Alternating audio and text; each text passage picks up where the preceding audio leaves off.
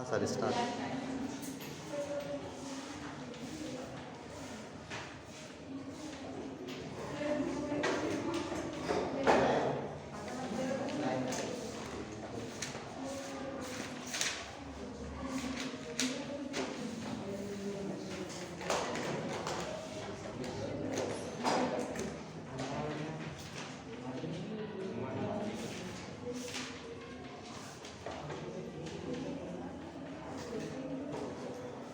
देखो वायु में स्थित किसी बंद पृष्ठ के अंदर एकांक आवेश स्थित है, तब उससे गुजरने वाला विद्युत फ्लक्स होगा। तो इसके चार ऑप्शन, पहला ऑप्शन दे रखा है उसने ए पर एप्सिलॉन नॉट, बी दे रखा है 1 अपॉन एप्सिलॉन नॉट, सी दे रखा है 1 अपॉन 4 पाई एप्सिलॉन नॉट और डी दे रखा है 4 पाई एप्सिलॉन। अब बच्चों कंफ्यूज बिल्कुल नहीं होना है, गॉस प्रमेय है। कौन सा प्रमेय? गॉस प्रमेय के अनुसार किसी भी बंद पृष्ठ से गुजरने वाले संपूर्ण विद्युत फ्लक्स का मान उस पृष्ठ के अंदर उपस्थित आवेश का 1/एप्सिलॉन 0 गुना होगा। ऐसा अपन ने पढ़ा है ना ऐसा। तो यहाँ एकांक आवेश स्थित है तो इसको अपन 1 मान ले। कितना मान ले? तो या तो ये वाला आ जाए या फिर इसके ऊपर ऐसा लिखा दे, दोनों राइट। मान लो प्रश्न मैं ये नहीं कह रहा हूँ सेम ऐसा कैसे, आप ये भी मान के चलो ऑप्शन भी है अभी, इसके बाद भी ऑप्शन है, ये था शब्द है ऐसा शब्द है, तो आप दोनों में से कोई सा भी आंसर हो सकता है। इसलिए प्रश्न को समझें उसके बाद राइट का निशान लगाएं। प्रश्न समझ में आ गया? प्रश्न बैंक का पहला प्रश्न था। दूसरा है एप्सिलॉन 0 का मान रख दीजिए, एप्सिलॉन 0 का मान। मैं इसको भी याद करने का तरीका बताऊंगा कैसे होगा। पहला ए, इसने क्या लिख रखा है वो देखते जाए अपन। क्या लिख रखा है? सी एन एम, बी में दे रखा एन एम मीटर का स्क्वायर अपॉन सी, फिर सी दे रखा है उसने C square upon N M square, और डी इनमें से कोई नहीं, नॉन ऑफ द एबव। अब बच्चों ये कहां से आया था? एप्सिलॉन 0 कहां से लाए थे? तो सबसे पहले उसको नोट कर, कहां लाए, कब आया एप्सिलॉन 0? अपने जीवन में एप्सिलॉन 0 कब आया? कूलाम का नियम है, तो कूलाम का नियम याद होना चाहिए। ए बराबर 1/4 pi epsilon not q1 q2 बटे, ऐसा बनाया था अपन। तो हमको तो इसका निकालना है, तो एप्सिलॉन 0 को यहां ले आए, 4 पाई का तो कोई मतलब ये नहीं, q1 q2 बटा 1 गुणित, अब 1 q क्या है? आवेश, तो आवेश का मात्रा कितना? कूलाम गुणित कूलाम बटे न्यूटन गुणित मीटर स्क्वायर। तो कूलाम स्क्वायर न्यूटन गुणित, देखो कौन सा बन रहा है? C1। ये पूरा याद होगा तो गलत नहीं होगा, नहीं तो तुम इसको भी लगा दो, है ना? क्योंकि याद कब बनेगा? जब अपन को पूरा कॉन्फिडेंस आ जाएगा मैं हल कर सकता हूं तब। अगला है एकांक 1 कूलाम आवेश में इलेक्ट्रॉनों की संख्या। ये तो अपन ने सवाल कराया है, क्यों बच्चों? अगला क्या है? 1 कूलाम आवेश में इलेक्ट्रॉनों की संख्या होती है। लिखो 1 कूलाम आवेश में, 1 कूलाम आवेश में किसकी संख्या में इलेक्ट्रॉनों की संख्या होती है। इलेक्ट्रॉनों की संख्या होती है। तीसरा सवाल बात कर रहे हैं, कितनी होती है? फर्स्ट, तीसरा है फर्स्ट क्या लिख रखा है? 1.6 गुणित 10 की घात -19, 1.6 गुणित 10 की घात माइनस, दूसरा क्या लिखा? 19 प्लस का लिखा है। बी देखो 6.25 गुणित 10 की घात 19, कंप्यूट करने के लिए देखो कैसे कैसे वर्ड दे रखे हैं। सी देखो कितना किया है? 6.25 गुणित 10 की घात 18, और थर्ड डी कौन सा है? 6.25 गुणित 10 की घात -19। अब हमने हल किया था इसको, हमको ये याद है कि 1 बराबर कितना होता है? प्लस माइनस q बटा e। अगर आपको ऐसा लगे तो 1 बटा 1.6 गुणित 10 की घात -19 को हल करके देख लेना, तो आपका आंसर बन जाएगा। अगला तीसरा क्वेश्चन, चौथा प्रश्न है ना। चौथा क्या है? छूट गया। हाँ, विद्युत क्षेत्र की चलो इसको विद्युत क्षेत्र की तीव्रता का मान, विद्युत क्षेत्र की तीव्रता का मात्रक। देखिए इधर एक एक को समझे। ए क्या लिखा? C/N, B M/C, C/J, D J/C। ये J को जूल बोलना है। J को क्या है? तो यहाँ कौन सा करेंगे? कैसे निकाल?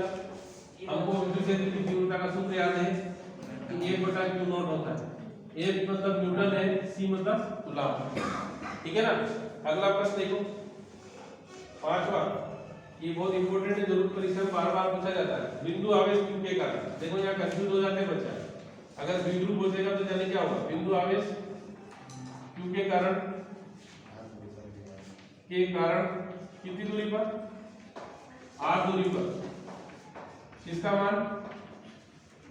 विद्युत क्षेत्र की तीव्रता, विद्युत क्षेत्र की तीव्रता वह दूरी में संबंध आप देखो बच्चों, यहाँ बिंदु आवेश के कारण विद्युत क्षेत्र की तीव्रता का सूत्र याद करना पड़ेगा। क्या था? E बराबर 1/4πε0 Q/r²। तो ये तो सब कांस्टेंट हो जाएंगे, ये Q भी कांस्टेंट हो जाएगा। तो क्या आ जाएगा? है ना, E समान। अब इसका ऑप्शन देखिए, ऑप्शन क्या क्या दे रहे हैं। पहला ऑप्शन दिया उसने E समानुपाती R, है क्या?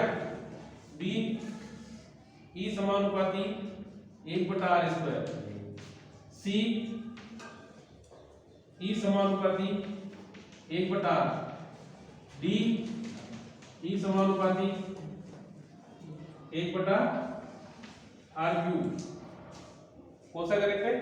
सेकेंड वाला हो जाएगा। अरे होगा कि नहीं होगा? अगला प्रश्न, आवेश का विभव सूत्र, बहुत इंपॉर्टेंट है। आवेश का विभव सूत्र 2018 में पूछा था ऐसे। क्या है आवेश का विभव सूत्र? देखो आवेश का विभव सूत्र होता है, लिखते जा रहे हो ना आपको? हाँ, आवेश का विभव सूत्र। छठा प्रश्न है इसका, आवेश का विभव सूत्र। देखो आवेश का विभव सूत्र कौन सा है बच्चों? यहाँ पर A में क्या दे रखा उसमें? Cm, B C, फिर D, C का क्या लिख रखा है? AT, और D पे लिख रखा उसने 18 तो कौन सा करेक्ट है? तो ये याद होना पड़ेगा अपन को कि हमने पढ़ा I बराबर Q/T होता है ना। तो Q बराबर कितना? IT, I का मतलब विद्युत धारा का विभव सूत्र A और समय का T पे AT।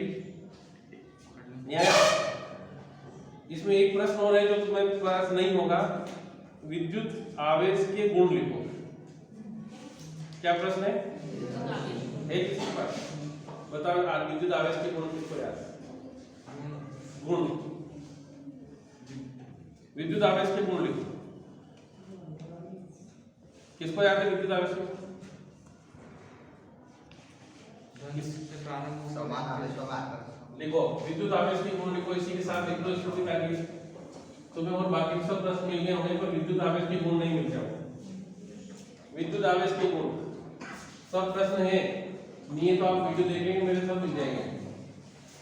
विद्युत आवेश के गुण कौन कौन से? विद्युत आवेश के गुण समान आवेश। देखो विद्युत आवेश के गुण नंबर 1, पहला गुण, दो समान आवेशों में प्रतिकर्षण होता है। दो समान आवेशों में प्रतिकर्षण होता है।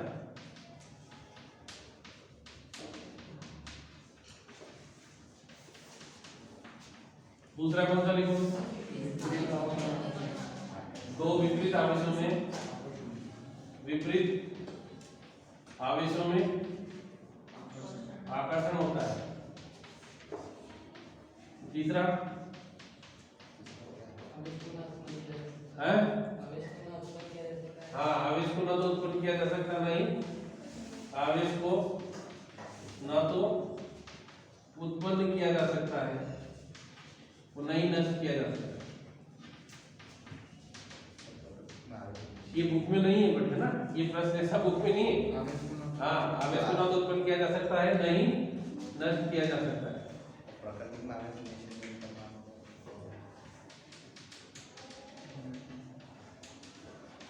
चौथा लास्ट, प्रकृति में आवेश एक निश्चित न्यूनतम मान का पूर्ण होता है, एक निश्चित न्यूनतम मान का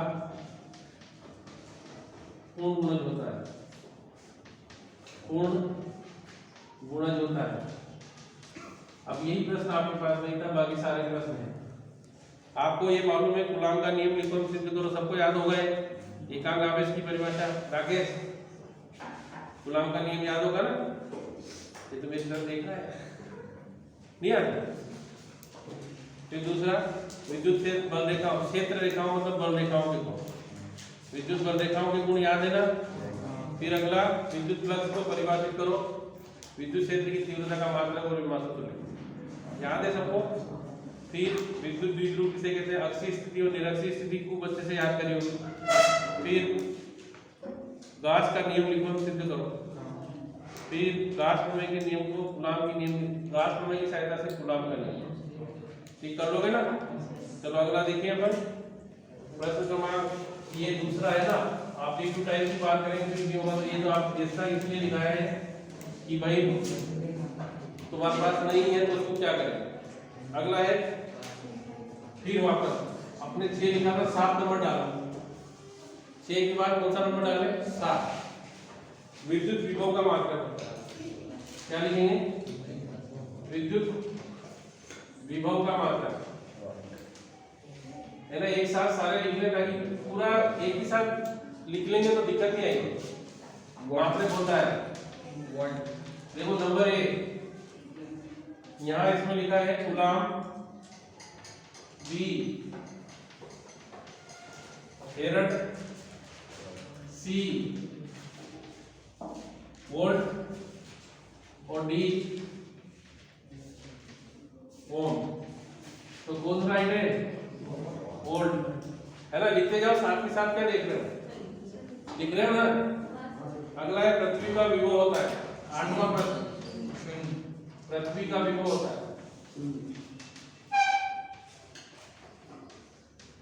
है ना।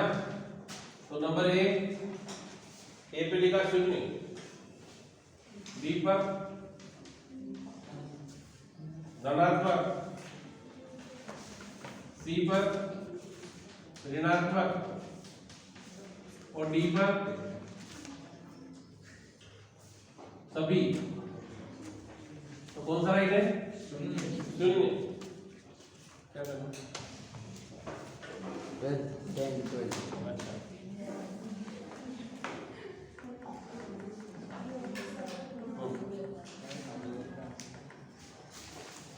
अगला प्रश्न देखिए, गोली चालक की धारिता का सूत्र, 4πε0 into r। गोली चालक की धारिता का सूत्र, गोलीय चालक की धारिता का सूत्र कितना है, इसने जो लिख रखे हैं 1/4πε0, 1/4πε0 into r। ए बी देखें 4πε0 r²। सी देखें 4πε0 r।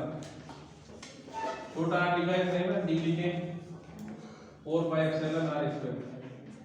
कौन सा राइट है, आपने पढ़ा भी किसी गोली चालक की धारिता उसकी त्रिज्या की कितनी गुनी होती है, एक क्यूब लिखा है इसके साथ, तो एक जैसे नहीं, 4πε0 हो गया।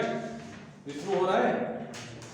अब देखो, संधारित्र की प्लेटों के बीच वायु के स्थान पर कुछ अलग माध्यम रख दिया जाए।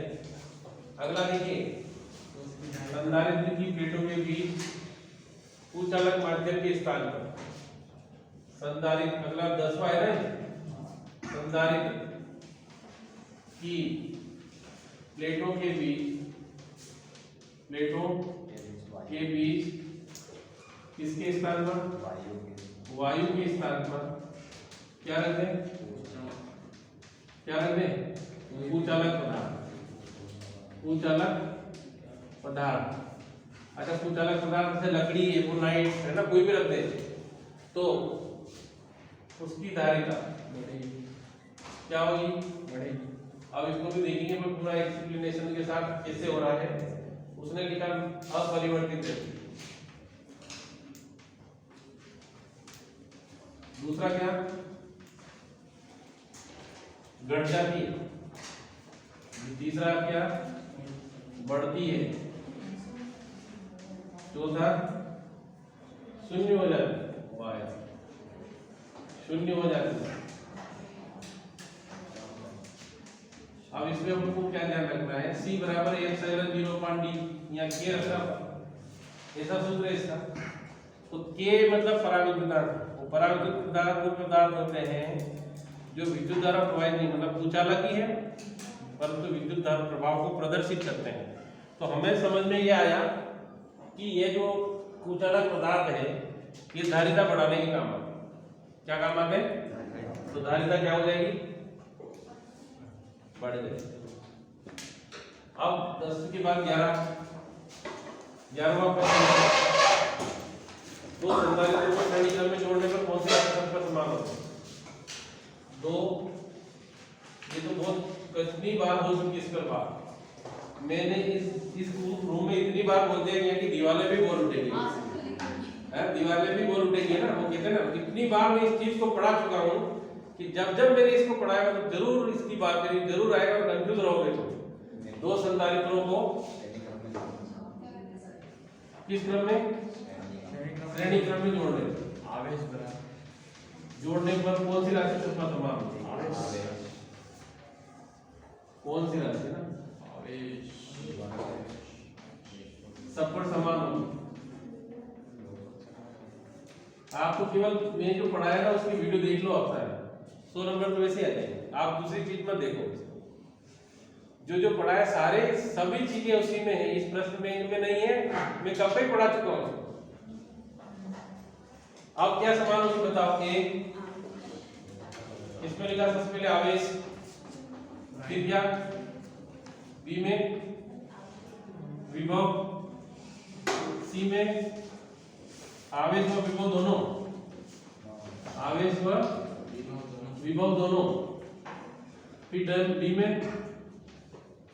कोई नहीं, ना विभव ना आवेश, ना विभव ना आवेश। क्या राइट है? तो ये तो दोनों हो नहीं सकते होंगे, तो दोनों में से तो पहले पढ़ रखा है, विभव नहीं आवेश है ना। इसके बाद समविभव प्रश्न किसे कहते हैं, के सभी बिंदुओं इसके गुण लिख दो, है ना, इनके गुण भी, इनकी विशेषता है और गुण एक ही बात हो जाएंगे। सूखे बालों में कंघी घुमाने पर, हाँ ये 2-3 प्रश्न ऐसे जो मैं आपको हल करा दूंगा। हाँ करा रखा है वैसे, नहीं करा रखा, कौन बोला नहीं करा रखा। साधारण रबर विद्युत रोधी होते हैं, जबकि वायुयान के जो टायर और उनके सुचालक बनाए जाते हैं, ये भी करा रखा। हवा में वो जब वो एरोप्लेन उड़ेगा ना तो उसमें घर्षण के कारण उसमें आवेश उत्पन्न हो जाएगा, और यदि वो सुचालक नहीं बनाएंगे तो जब नीचे उतरेगा तो दोनों में बीच में क्या होगा, उसका आवेश किसकी पृथ्वी में जाएगा तो उसमें विस्फोट होने का डर रहता है। एक कोई भी ट्रक है जिसमें विस्फोटक पदार्थ भरा है और उसको अपन ले जा रहे हैं, यहाँ से मान लो बंबई ले जा रहे हैं, तो उससे एक सांकल बांध देते हैं, और सांकल कहाँ लटकी रहती है, वो जमीन को छूती रहती है, क्योंकि जब ट्रक चलता है तो ट्रक क्या हो जाएगा, आवेशित हो जाएगा, और आवेशित होने के कारण उसमें क्या हो, उस ट्रक में विस्फोटक भरा है तो आवेश के कारण चिंगारी उत्पन्न हो जाएगी, और चिंगारी उत्पन्न पूरा ब्लास्ट हो जाएगा। तो जब उस पर अपन जंजीर बांध देंगे लोहे की, तो वो क्या करती रहेगी, सारे आवेश को कहाँ ले जाती रहेगी, पृथ्वी में ले जाती रहेगी, इससे वो क्या होगा, विस्फोट होने का डर नहीं रहेगा। अगला प्रश्न क्या है, आवेश तो जितना ज्यादा होता है धारिता उतनी ज्यादा होती है। बिल्कुल, किसी चालक में विद्युत का प्रभाव होता है, लिखो अगला 12, किसी चालक में विद्युत का प्रभाव होता है, किसी चालक में विद्युत का प्रभाव होता है, किसके कारण होता है, प्रवाह होता है तो आप लोगों को बताया ना मैंने, जब तक किसी में मुक्त इलेक्ट्रॉन में कोई धारा प्रवाहित ही नहीं होगी तो इसमें चार्ज लिखा है धन का प्रवाह, धन आवेशों के प्रवाह। पहला लिख रखा है इसने ए पर धन आवेशों का प्रवाह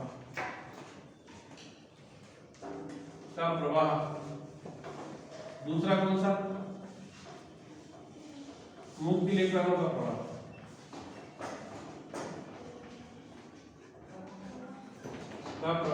तीसरा कौन सा, सी देखिए, सी कौन सा है, अणुओं का प्रवाह। चौथा कौन सा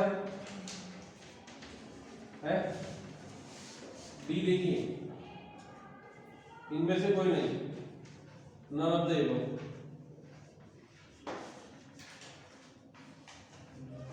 इंग्लिश कितनी आसान रहती है लिखने में, बहुत आसानी से लिखते हैं। हिंदी में तो मात्राएं कम निकल जाता है, टाइम पे लगता है बहुत लगता है, इंग्लिश में कम लगता है। तो क्या आएगा दूसरा वाला ये मुक्त इलेक्ट्रॉनों का प्रवाह। अगला प्रश्न देखो, फिर वापस दो प्रतिरोधों को श्रेणी क्रम में जोड़ने पर यह संधारित्र के लिए क्या रख दिया। अब देखो अगला प्रश्न ऐसे ही धारा का मान है, अधिचालक पदार्थ की चालकता और उसके बाद ये हो गया। अगला लिखो, अतिचालक पदार्थ की चालकता, 13 नंबर। अतिचालक पदार्थ की चालकता होती है, अतिचालक पदार्थ की चालकता होती है, बोलो कौन कौन सी होती है। ए,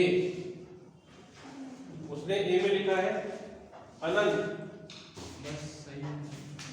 बी में बहुत अधिक, सी में क्या है, कम, बहुत कम, डी में शून्य। बताइए, ये बहुत अच्छे से, अभी एक लड़का मेरे से सर ने पूछा सर अतिचालक पदार्थ की चालकता बहुत अधिक हो सकती है, नहीं बहुत अधिक नहीं, अनंत। और क्यों होती, अगर मैं पूछूं कैसे होती, तो हमने आपको पढ़ाया था कि किसी चालक की चालकता उसके प्रतिरोध के युग्म के बराबर। और अतिचालक पदार्थ किसे कहते हैं, वे पदार्थ जो कम ताप पर अपना प्रतिरोध खो देते हैं, मतलब उनका प्रतिरोध कैसा हो जाता है, शून्य हो जाता है। तो जी बराबर कितना होगा, बहुत अधिक नहीं होगी, क्या होगी, बस समझ में आ गया कि नहीं आया। चालकता व्युत्क्रम के बराबर होती है, चालकता के व्युत्क्रम के बराबर होता है। तो चालकता प्रतिरोध के व्युत्क्रम, तो जब प्रतिरोध ही शून्य हो जाएगा तो ही तो अतिचालक बनेगा। समझ में आया ना। पर अगर ये तो अपन अगर ताप कम रखते हैं तो अनंत आएगा, हाँ। लेकिन ताप बढ़ाते हैं तो चालक भी तो बन जाता है। फिर हाँ, फिर अपन उसकी बात, अतिचालकता की विशेषता ही है, कुछ पदार्थ कम ताप पर। तो अगला दूसरी कंडीशन भी तो प्रूफ होना नहीं, चाहिए। अपन दूसरी कंडीशन, अतिचालक पदार्थ की विशेषता ही क्या है, वो कम ताप पर। अगर इस ताप पर यदि अतिचालकता को बना लेंगे तो क्रांति आ जाएगी। फिर तो एक बार घर में लाइट आ जाएगी तो जिंदगी भर तक के लाइट की समस्या समाप्त हो जाएगी। उच्च ताप पे बना, हाँ, निम्न ताप पर ही होगी। अगला देखो, दो प्रतिरोधों को श्रेणी क्रम में जोड़े। अब यह समाप्त है कि आप दो किसको, फिर मैं आपको एक और बता देता हूँ, इसमें ताकि आपको दिक्कत नहीं रहेगी। तो श्रेणी क्रम में जोड़ने पर कौन सी राशि समान होगी, तो यहाँ क्या लिखते हैं, बस इसके ऊपर राइट का निशान लगा, इसमें आगे दे रखा है। अगला इसके बाद तो 13 के बाद 14 हो गया धारा। अरे 14 के बाद 15, एक तार को खींचकर उसकी लंबाई दोगुनी कर दी जाए तो उसका प्रतिरोध कितना होगा। एक तार को खींचकर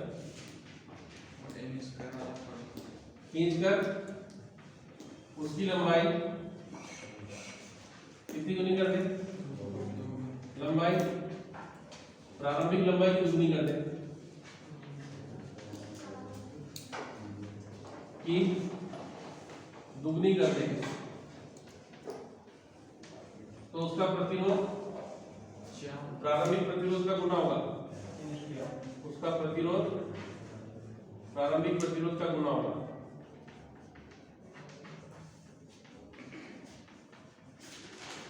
बोलो 4 नंबर 1 4 आधा तो उसके सीधे हाँ नहीं, अरे बच्चे वही याद करते हैं, 2 गुना नंबर शिफ्ट कर लेते हैं कभी 1 2 3 4 कभी 1 चौथाई पढ़ेंगे थोड़ी। और डी कौन सा है? 4 नंबर। ठीक है, ओमी प्रतिरोध का उदाहरण आंसर 16। ओमी प्रतिरोध का उदाहरण तांबे का तार।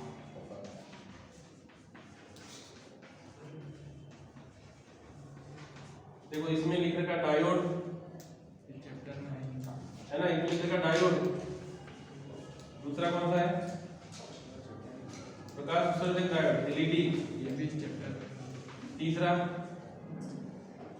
ट्रांजिस्टर, ये भी इस चैप्टर में। और चौथा है इसमें तांबे का तार। तांबे का तार। ये भी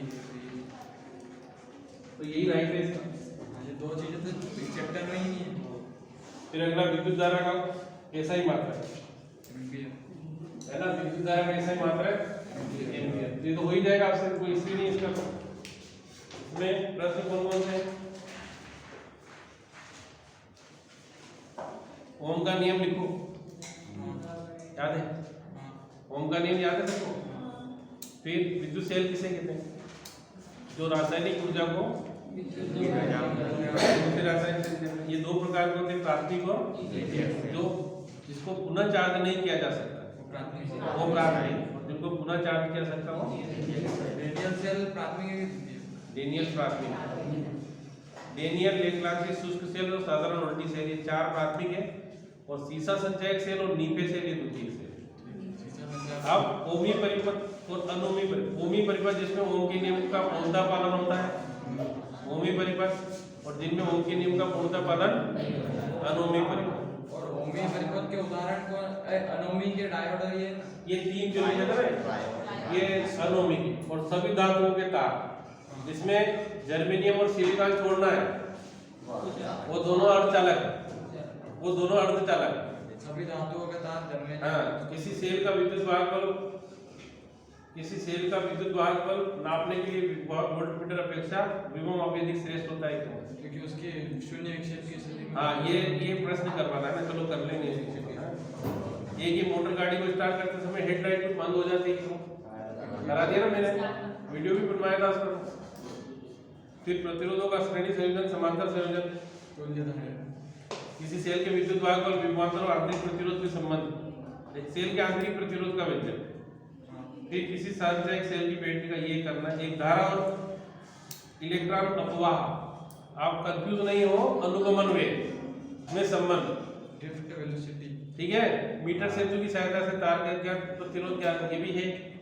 विभवमापी के तार, ये सवाल कराना है। अज्ञात तार का प्रतिरोध ज्ञात करना कौन सा वाला है? अज्ञात तार का प्रतिरोध ज्ञात करना, उसमें सिद्धांत सूत्र की स्थापना रेखा की। इवन जो प्रैक्टिकल लिखा था वही है ना? हाँ, बस ठीक है ना। तो इसमें लिखा हुआ होगा क्या क्या क्या लिखना है इसमें? हाँ, ये 4 पॉइंट 3 पॉइंट दे रखे, तो ये इसके इस 2 यूनिट तक कंप्लीट कर लो, फिर करेंगे यार आगे, क्योंकि इतना दम भी बचा। कल थोड़ा जितना होता है तो करके नहीं, वो दम भी तो रहना चाहिए। नहीं हम करके